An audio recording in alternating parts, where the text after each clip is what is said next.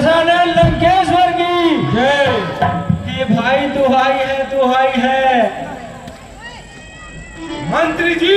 जी महाराज। यह बाहर से कैसा शोर आ रहा है? महाराज, दरबार पर बुआ शूर्पणखा आई है। क्या कहा? बहन शूर्पणखा? वो भी इतने दिनों बाद दरबार में आई है। ठीक है द्वारपाल, तुम जाओ और उन्हें आदर सहित दरबार में लाओ। जैसी आज्ञा महाराज। हे भाई दुहाई है। बहन शूर्पणखा, क्या आफत आई है जो तूने दी दुहाई है? जरा विस्तार पूर्वक बताओगे ना? भाई, आप जैसे वीर पराक्रमी के होते हुए आपकी बहन शूर्पणखा की नाक और कान की सफाई है भैया। क्या कहा?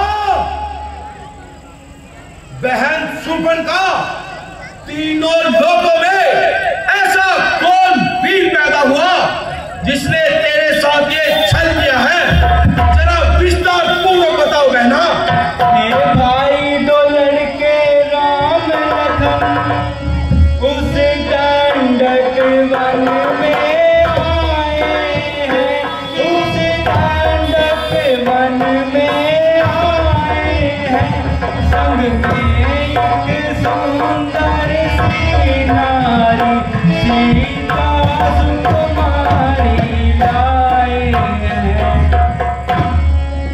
बांके हैं बड़े लड़ाके हैं, गोया शमशीर उन्होंने है। गोया शमशीर उन्होंने है। वो पंचवटी पर रहते हैं, मानो जागीर उन्होंने है।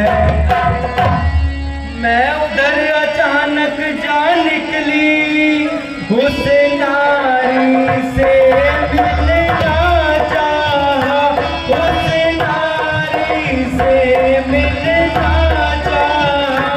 इतने में छोटे तपसी ने मुझसे कुछ छल करना चाहा। भैया, जब मैंने तेरा नाम लिया, छूटते ही उसने दी गाली।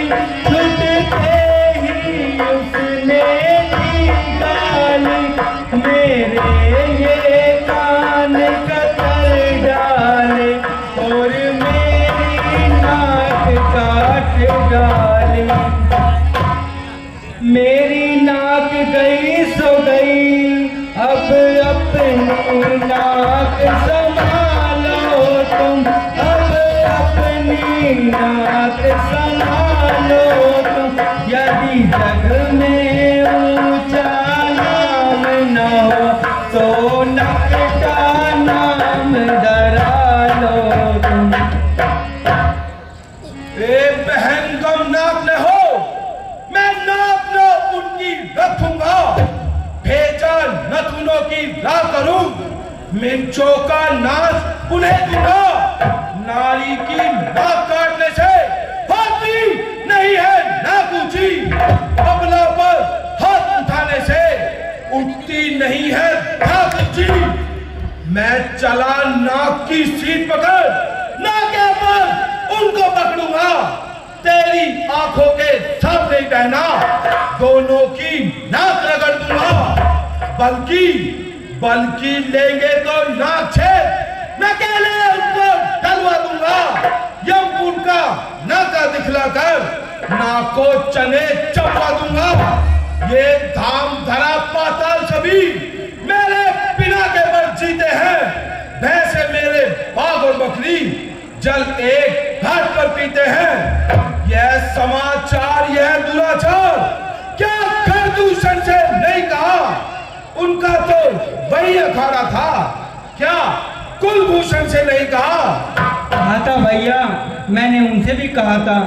वो सेना लेकर गए वहाँ, अत्यंत घोर संग्राम हुआ।